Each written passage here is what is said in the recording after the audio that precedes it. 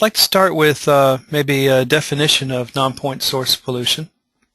I got this from the EPA that basically non-point source pollution is the pollution that occurs when rainfall, snow melt, or irrigation, basically different various types of precipitation, runs over land or through the ground, and it picks up the pollutants. And then, of course, ultimately these end up in receiving waters like rivers, lakes, and coastal waters, or even introducing these pollutants into the ground as, say, groundwater contamination.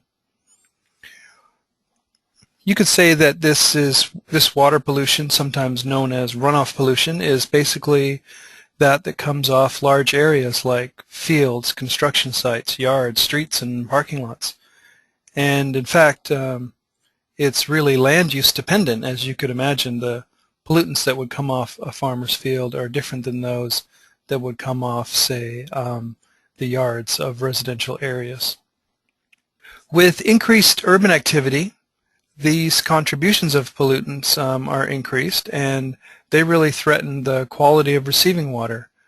In fact, it's serious, and stormwater runoff is the fourth most extensive cause of impairment to rivers and the third for lakes. Let's talk about water quality models. They really are tools for simulating hydrology and pollutants. From the ground surface through a network of pipes and channels, through storage and treatment type facilities, BMPs, LIDs, and so on, finally down to receiving waters. The SWMM model basically excludes the receiving water capability for the most part, but it does, its output really supports those type of specialized models. So as far as the generation of pollutants and then the routing of pollutants, that's really SWMM model role. As far as receiving water quality, these are specialized models that SWMM is not part of. We use models for both single event and continuous simulations.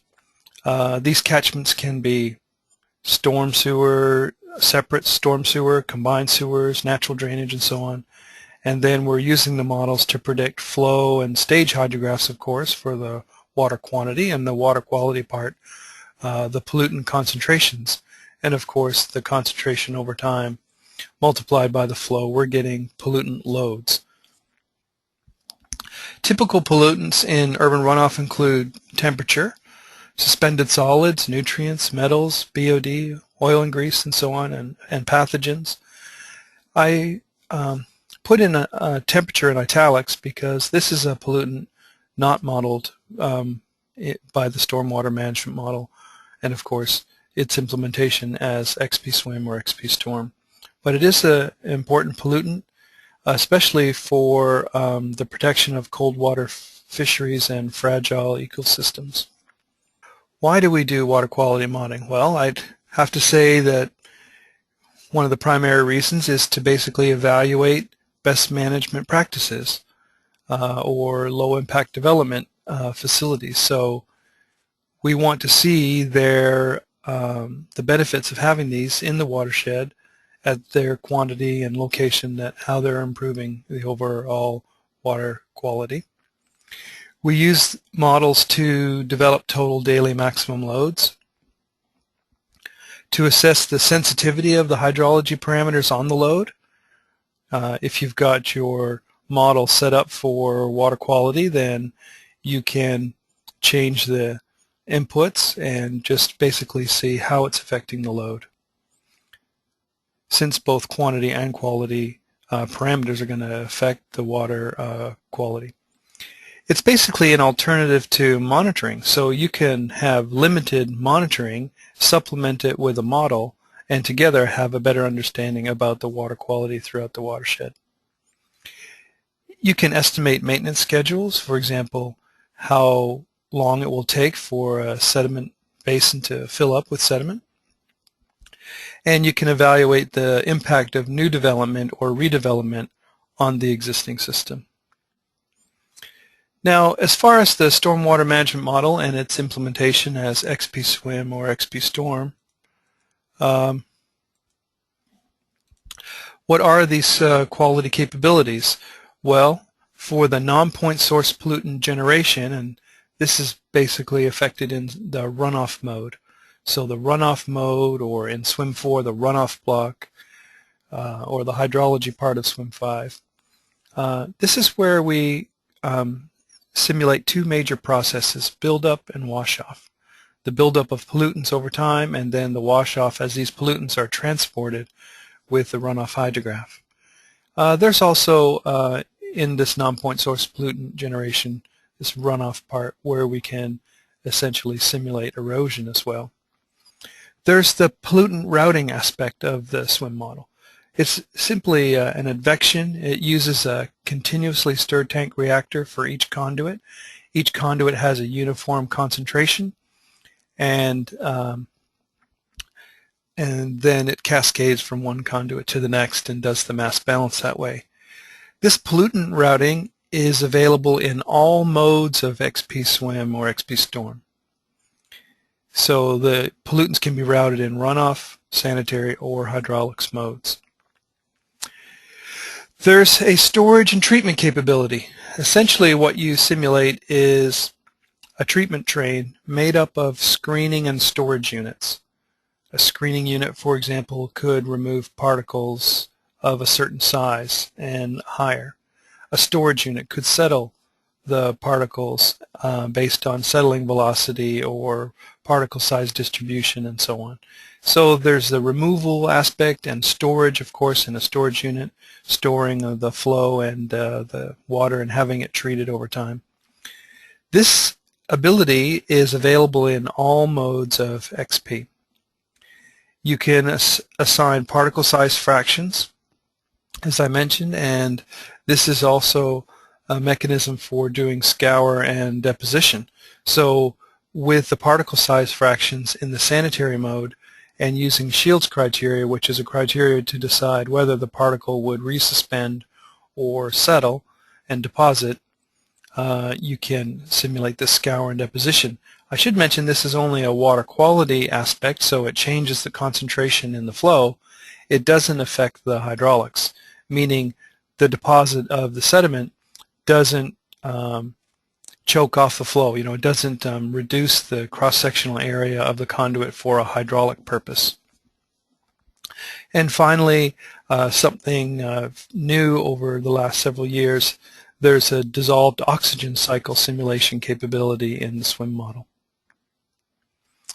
The major factors that influence runoff water quality, essentially the precipitation, its volume, intensity and pattern, and other climatic parameters as well. I should maybe mention in here, what do I mean by other climatic factors? Well, how about the amount of dry time in between storms, since the process of buildup is occurring in between rainfall events.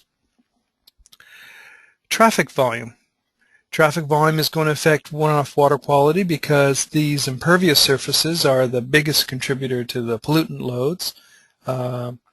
Things like oils and grease and metals, parts of the car just simply fall off and then they become part of your pollutants in the stormwater. Copper, for example, from brake pads. I've read that in San Francisco Bay the biggest contribution of copper is from brake pads. Land use. I mentioned earlier that the setup of pollutants inside of the SWM model is land use dependent.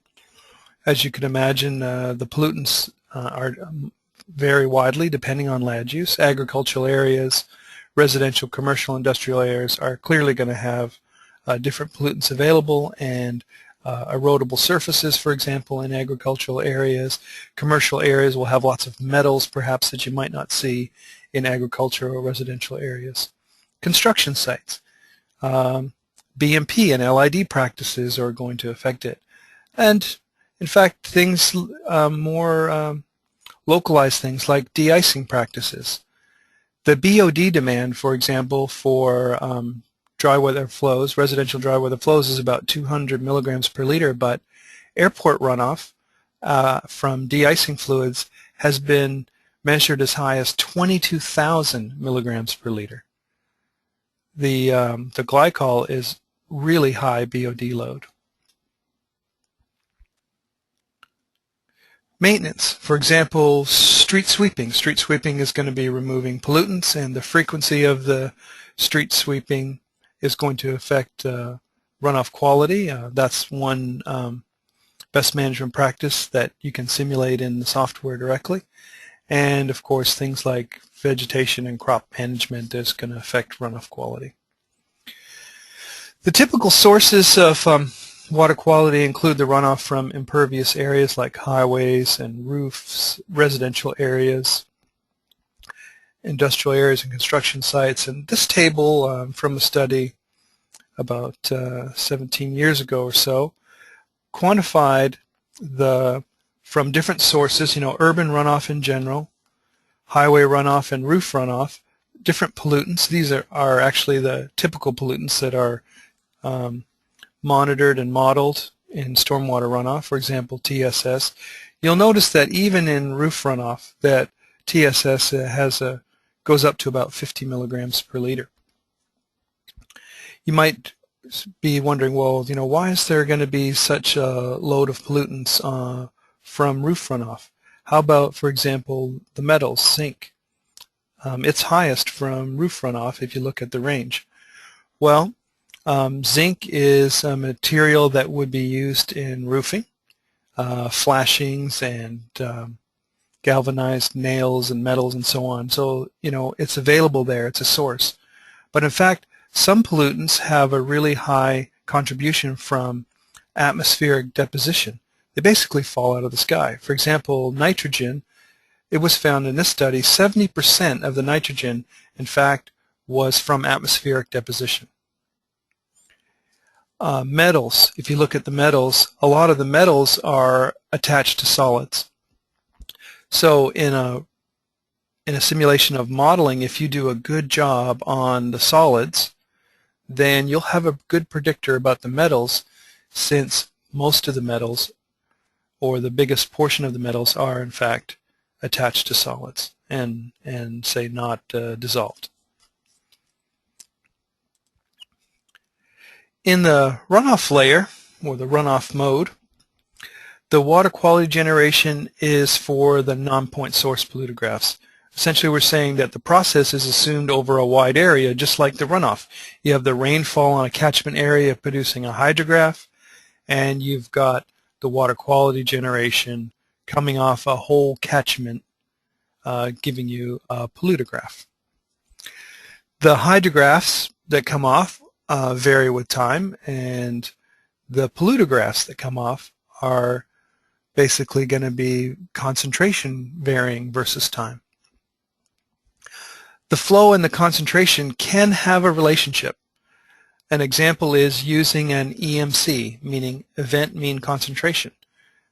An event mean concentration would simply be assigning a constant concentration to the event and letting it have that relationship. But a rating curve approach is also an option where the concentration is related to the flow. For example, could be higher or less than. If it was higher, it's really simulating something like an erodible process where more flow, more force, more pollutant. And then if the rating curve is such that the concentration lowers over with increasing flow, that's something that's like a dissolved sort of process where there's a bit of dilution going on.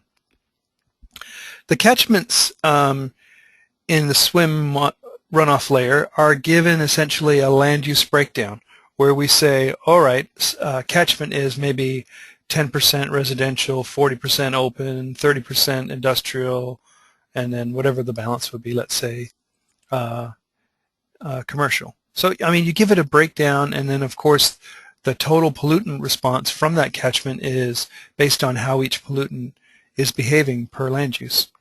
As I mentioned, the major processes are buildup and washoff. Well, buildup theory, let's talk about that a little bit, essentially is that it came from physical studies where we see that over time there is a fairly rapid buildup of pollutants since, say, the last street sweeping or rainfall event. After about 2 weeks, this sort of buildup process kind of levels off to a maximum. The SWMM model allows different buildup formulation for every pollutant and land use combination, including basically 4 equation types. So you can set an equation for how the pollutants are going to build up on the catchment. In fact, they can be built up as a relationship of the area as a constant or even as a curb length. And you can impose a maximum buildup as well. As I mentioned, it's the accumulation of pollutants on the catchment, and these dialogues come from XP-SWMM or XP-Storm. And I'm really just concentrating on the buildup right now. So the 3 choices is you could choose no buildup, a land use dependent buildup, or time buildup.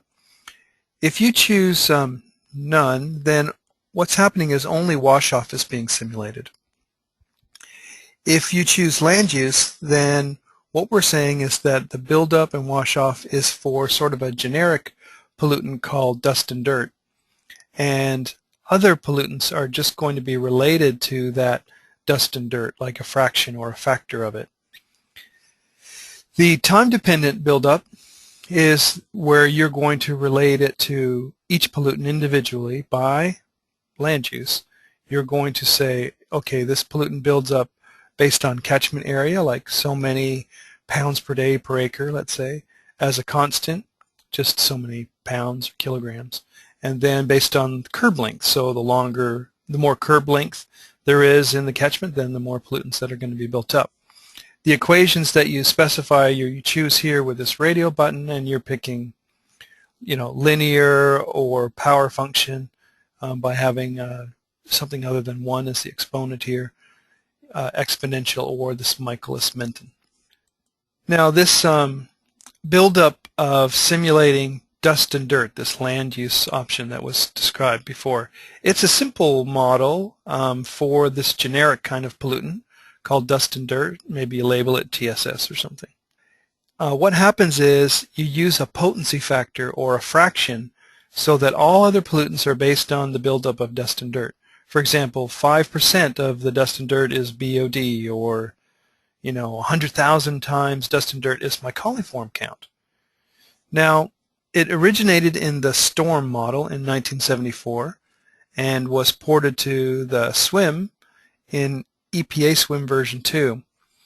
It is not a good method for dissolved species, but it is a good method for metals, since metals are predominantly attached to solids. So since you are relating one pollutant to this generic dust and dirt, it would do all right for metals. But we really don't recommend this option. It's really the first option that's part of the SWMM model, and SWMM was further enhanced to allow unique buildup wash-off for every pollutant based on land use. And so you don't have to model this generic pollutant and make everything related to it. You can have each pollutant have its own time-dependent buildup method.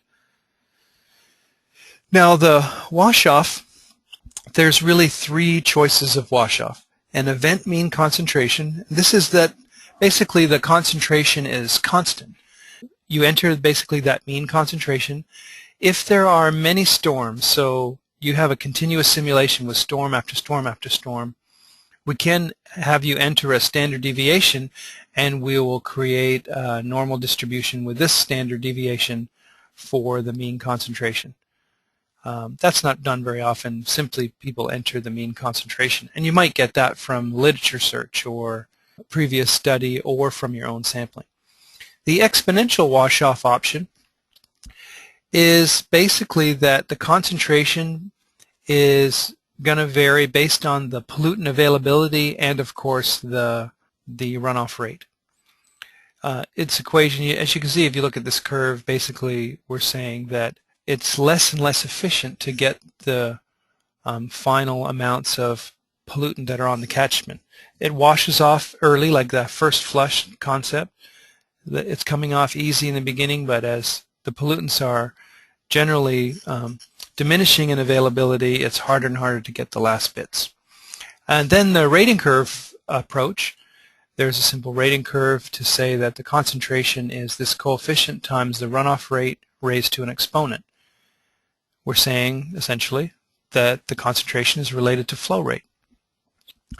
If the exponent was 1, then really we're down to an event mean concentration again. There are some other processes that can be simulated. For example, we can have each pollutant, as I mentioned, described on land use, that you can have a unique EMC or buildup washoff function for every pollutant land use combination. You would just pick a land use and then choose a buildup washoff function for it. The concentration can change in the precipitation, in the groundwater. You can have an initial catch basin concentration as well. You can have a street sweeping efficiency for each land use pollutant combination.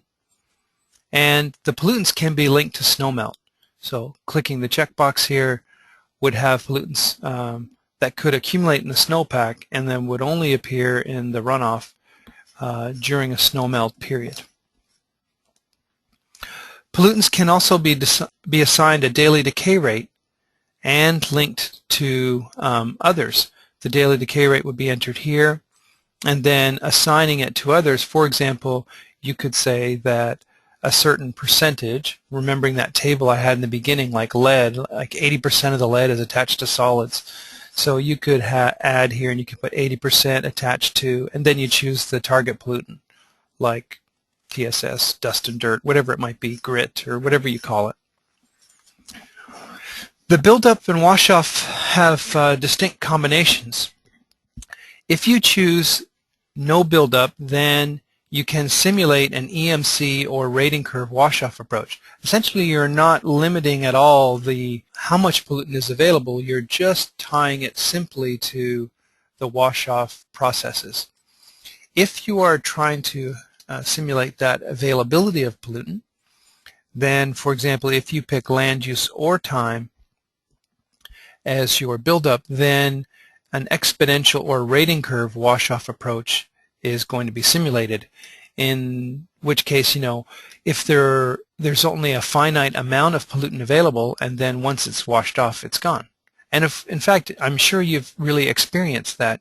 If you think about how in the summertime, for example, perhaps you've gone several days or weeks without a rainfall event, and everything just looks kind of dirty, and then you get that gully washer and the city's all cleaned up, with the wash-off process. These are physical processes. And then, of course, there's less pollutants there. And, this is just repeated over and over again. So with time-dependent or land use, you're modeling the buildup, and then this exponential and rating curve are only going to be able to wash off what's there. They will, in fact, stop the wash-off process once all the pollutants are gone. How do you choose your method? How do you choose between these build-up and wash-off options? Well, it's basically what are you modeling, what constituent, and what kind of data do you have to support it. So in the case of dissolved constituents, for metals, let's say, EMC, rating curve, or exponential wash-off all work just fine. The metals attached to solids idea, well, that would be that potency factor where you relate it to dust and dirt, or you tie one pollutant to another pollutant. But as I mentioned, it really kind of matters about the availability of the data that you have. If, for example, all you had was a literature EMC value, or some just very limited stormwater composite samples that you've done for the area that you're studying, really you could use EMC or a rating curve wash-off approach. You'd need at least, say, 3 events that are sampled to do the rating curve wash-off. If you had automatic sampler or storm grab samples, well, in this case, rating curve wash-off approach would be just fine. If you have multiple storm samples, and this is important, you need varying dry times in between, then you could use the most sophisticated approach, which is the time-dependent buildup and exponential wash-off. But I have to stress, this requires a lot of sampling, because you really only measure wash-off. You collect the water, you check out the concentration of pollutants in there, but you need to be able to infer what the buildup is. That's why you need the varying dry times.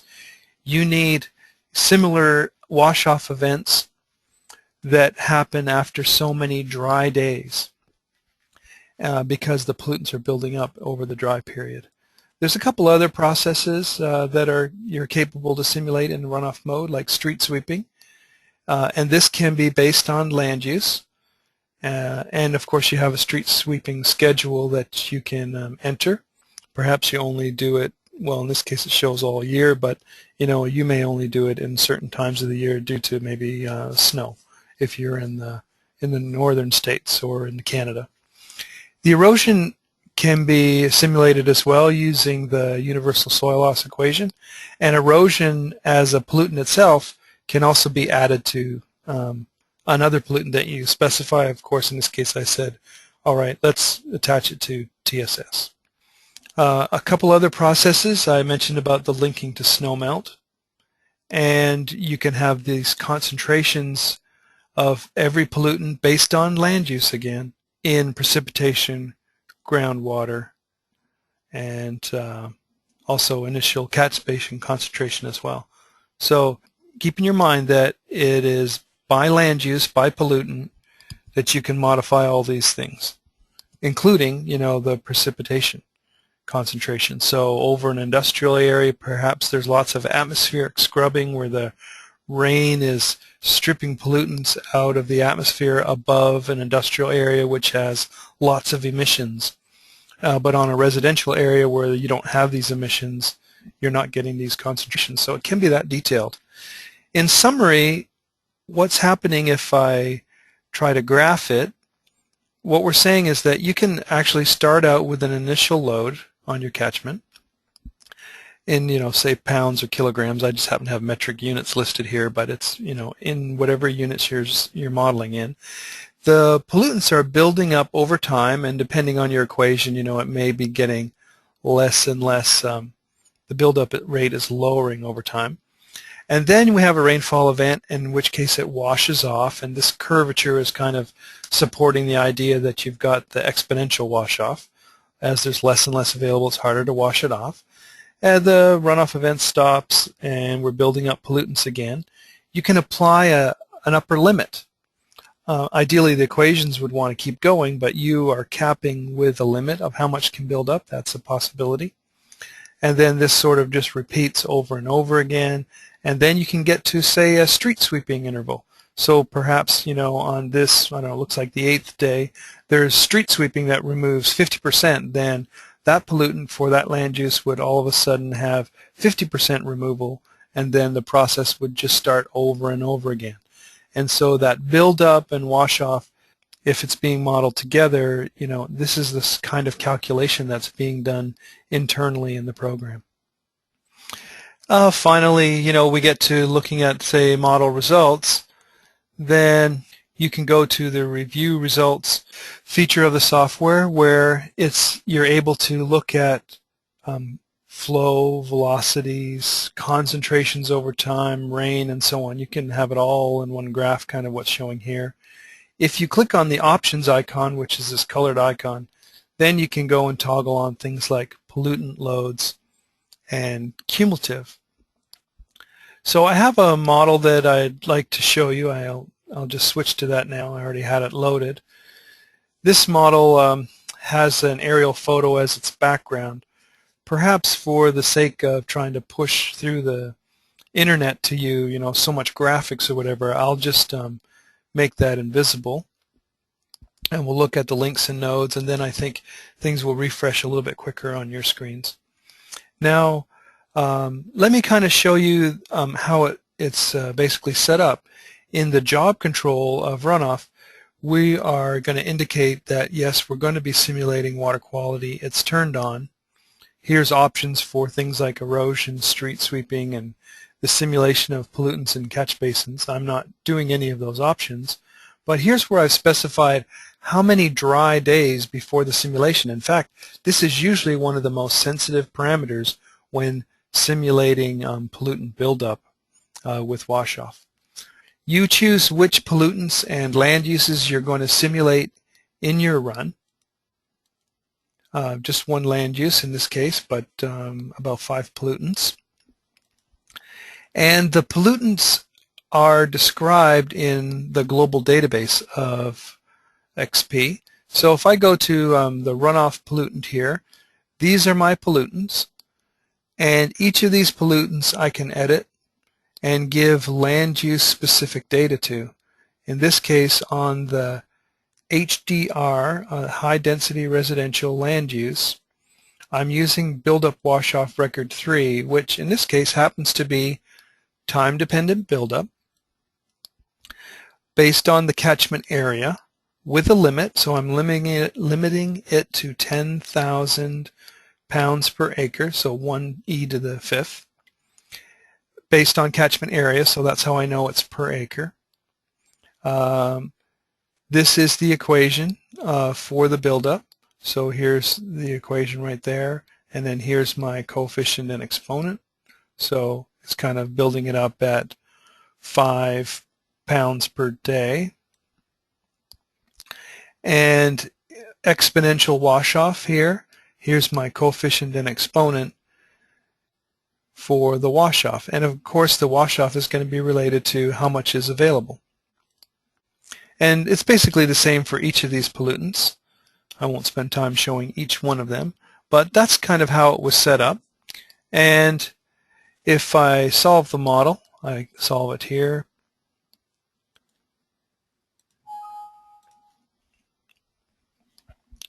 And then I'll click on, let's say, this node because I want to look at the model's response. I click on Review Results, and now I can see the concentrations of each of the pollutants here.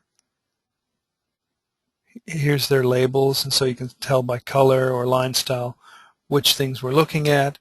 And this is the properties icon or options where I'm going to be able to go in and choose to look at, say, the pollutant load and even pollutant load as cumulative. I typically show the pollutant load cumulative rather than just looking at how many pounds per second. I like to see the total cumulative pounds.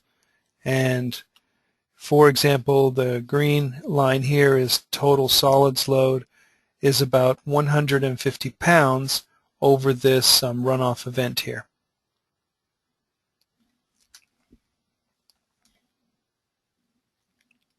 All right, let me go back to my PowerPoint presentation for a moment. Now, the next thing I want to talk about was, how about the pollutant routing? For example, how would you activate pollutant routing in, say, the hydraulics mode? Well, we go to the job control, and in the job control, we can have we click on pollutant list, and then any of the pollutants that we move from the left-hand side, which is, possibilities, to the right-hand side, like, yeah, let's do the routing for these pollutants. We can simulate that pollutant routing. I have to mention this because it's something that's not known very well by our users, but when you simulate water quality in the hydraulics mode, it will actually give you, for your links and your nodes in review results, both an inflow and an outflow hydrograph. If you think about the classic case of where you've got like a stormwater pond, and if you would like to have an inflow-outflow overlaid for that node, you simply have to have a model that's going to have water quality in it, including maybe even simply a dummy pollutant. Perhaps I'll show that in just a moment. For point sources, what we can do with a point source is we can simply go to a node in sanitary or hydraulics mode and turn on the user inflow, and if we're simulating water quality, then the user inflow dialog allows us to enter in time and flow and concentration. So these can vary basically over time. You're basically creating a hydrograph and pollutograph pair for that node. That's how you would treat a point source. So point discharge is basically things that where you have like a distinct conveyance that would be like end of pipe, treatment plant or industrial output. It can be entered this way. There's also the aspect about dry weather flows. What if you want to do your water quality simulations with sanitary sewer flows, and perhaps maybe there's concentrations of pollutants in stormwater and in the sanitary flow in, say, a combined sewer. Well, unless you're using the EPA SWMM dry weather flow method available in the sanitary mode of XP, you're not able to assign concentrations to dry weather flows in the dry weather flows dialog. So in order to simulate that, you have really two choices. In the constant inflow, you can assign a pattern for time, flow, and then each pollutant. Or you can use the user inflow, constant user inflow, and then have a temporal variation for that constant flow and for each concentration. So that would be a way to simulate dry weather flows with constituents in the hydraulics mode or sanitary mode outside of the EPA dry weather flow simulation. Now, let me just load another model for a moment to show you that idea about getting that that inflow and outflow hydrograph from a node. So, for example, if I was to just solve this node without any water quality simulation, I basically get stage versus time for the node, not inflow and outflow. However, I simply need to go to the job control, turn on the pollutant list, and then I just happen to add a pollutant called dummy. And I moved it over to the right-hand side. So now I'm going to do a water quality simulation in the hydraulics mode along with the hydraulic routing. And then going to review results, I can click on this WQ for water quality. And of course I have no concentration of the pollutant dummy. I didn't really simulate it, but it forced the software to create inflow and outflow hydrographs that I can see at the same time in one view. So it's kind of a bonus. So doing the water quality routing gives you inflow-outflow hydrographs. So I guess that's mostly a benefit to the users of XP that are attending this webinar that I mentioned that. Let's go back to my PowerPoint presentation. Now, the other aspect of water quality in the SWMM model is this storage treatment option. Basically, storage and screening units can be put together in kind of like a treatment train, and we can actually draw that in the software. So, for example, I have a screening unit number 1 going to a storage unit number 2, and the outflow, bypass, and residuals are kind of defined by these arrows. The outflow is the blue and the bypass is the green, and the residuals or the pollutants that you strip away or draw off are in the purple line here. So any pollutants that are removed from the screen, like say any heavy sediment that's screened out, would go here and be hauled off by the truck ideally. And then of course any kind of sludge that builds up in the storage unit can be hauled away as well. In fact, that's something that you can simulate on a schedule. Storage units have hydraulic property and pollutant removal properties. In fact, cost-benefit analysis can be performed by the SWMM model as well. So you can have capital and operating costs, and it would be possible to eventually have from the output of the software, you know, kind of like how many dollars per pound of pollutant removed. This storage treatment has also been defined or explained somewhat in our LID webinars. So those of you that have an interest in the treatment options, you might also want to look at our LID webinar where we explain that a little bit as well.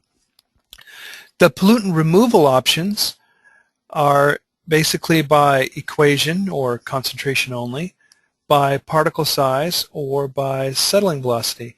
If you pick by concentration only, then you can basically create an equation. We have an equation parser here that would decide how to remove the pollutants, and the variables that are available depend on the type of unit and those that the user sets up. I have a pretty simple example here where the maximum removal fraction is 0.6 or 60% removal, and my equation is basically remove the maximum, which is Rmax. So this example here from this dialog would just remove 60% of the pollutants. In the particle size distribution dialog, you create a particle size distribution.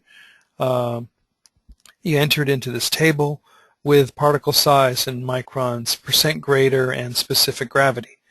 And depending on the kind of unit, for example, a screening unit might screen out a certain particle size and higher, or say a storage unit that was modeled with plug flow, the velocities would be computed and the particle would either settle or pass through, and basically depending on the particle size distribution, a certain concentration could pass through. Before I move on, let me give you an example about that. I have a model that simulates both erosion, I have it in my recent files, both erosion and some treatment. So in this erosion example, let me go to the node here, BVRB4A. In this catchment, in the water quality section, I have erosion ticked. Erosion is something that's stored in the global database. This is where you can enter the crop management factor, control practice factor, and soil factors for the universal soil loss equation, and then what fraction of this area is subject to erosion. In fact, this one has 80% of the area subject to erosion. The erodible flow distance. And in the job control, we also set that erosion will be active, what constituent to add the erosion to, and what's the 30-minute maximum storm intensity.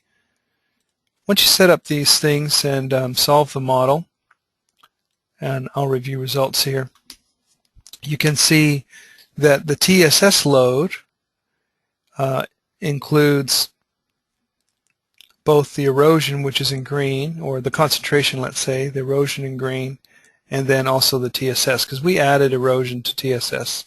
So this little blip here is for this erodible period right there. Now, let's go to the sanitary mode, because in the sanitary mode is where I chose to simulate this storage and treatment plant.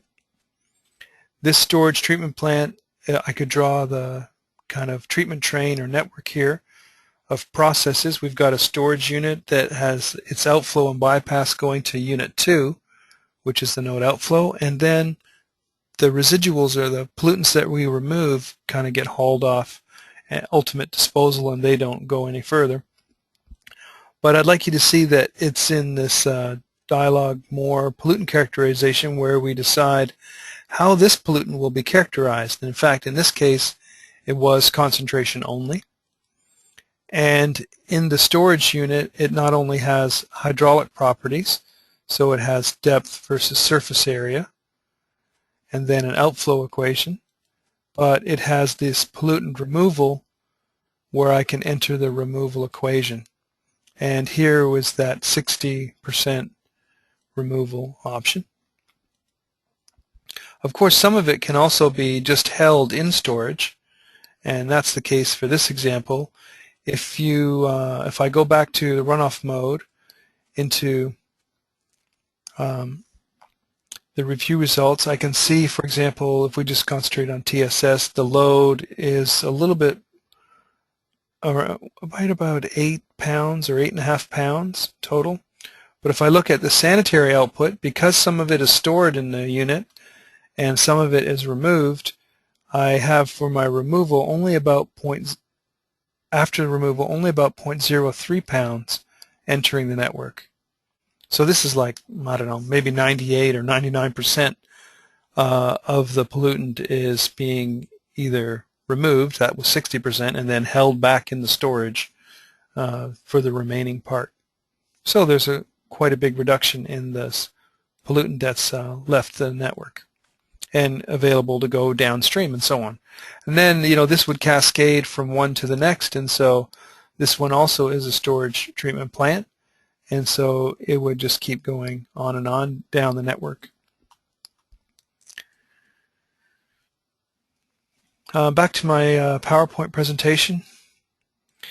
Now, if you think about, say, a combined sewer where you're worried about all the outfall loads, or just a really large network of links and nodes, and you want to see the contributions of pollutants at individual places, well, it's really essential that you use an interface file in your simulations, because if you use an interface file, then all the terminating nodes in a runoff network, they have their flow and concentration saved on an interface file. An interface file is a file that holds the flows and concentrations so that you can communicate between one part of the software and another.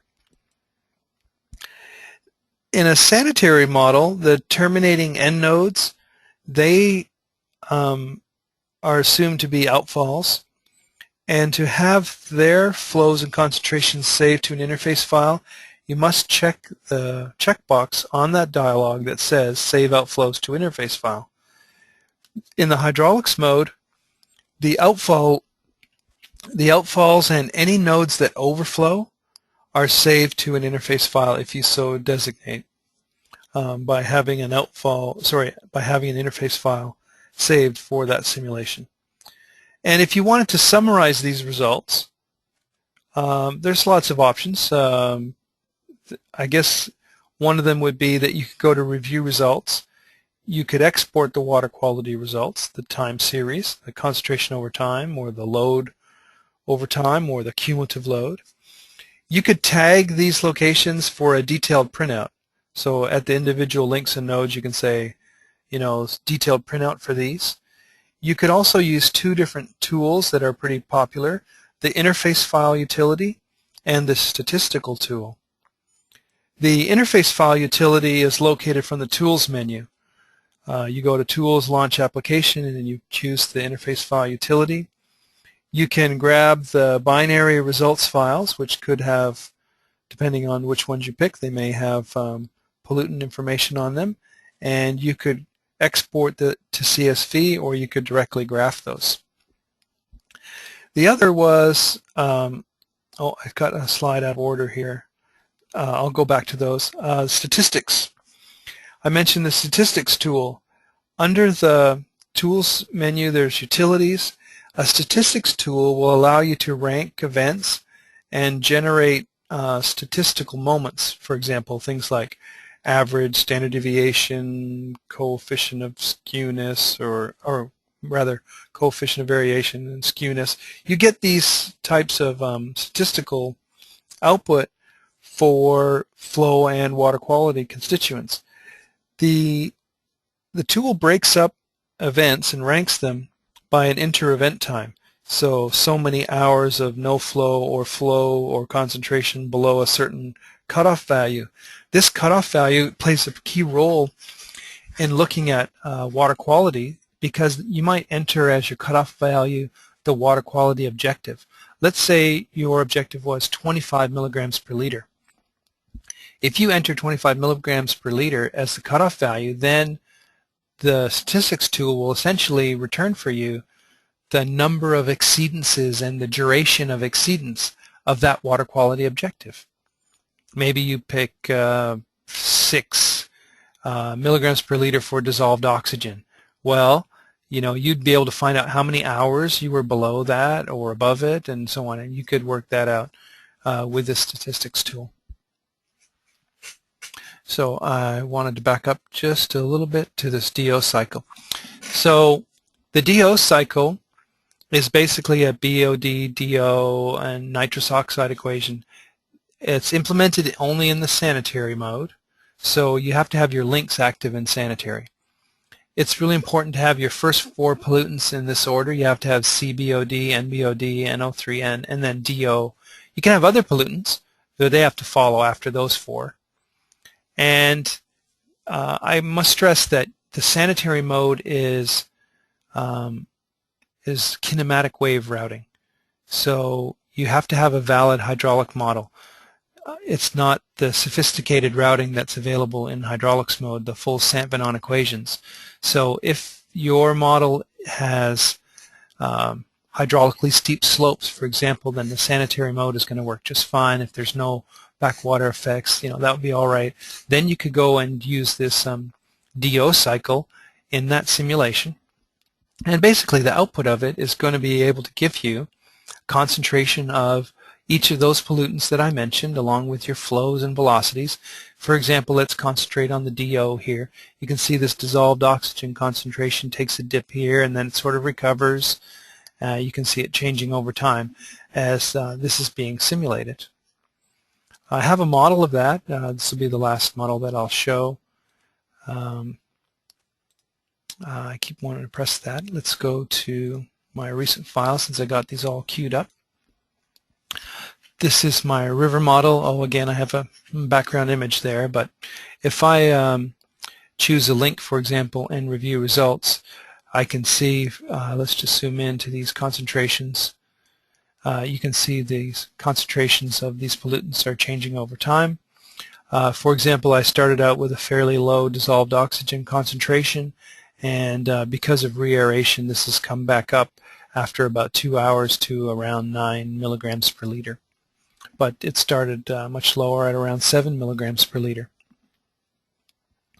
This, the parameters for this are set up in the sanitary mode, so this is only available in XP-SWM and not XP-Storm.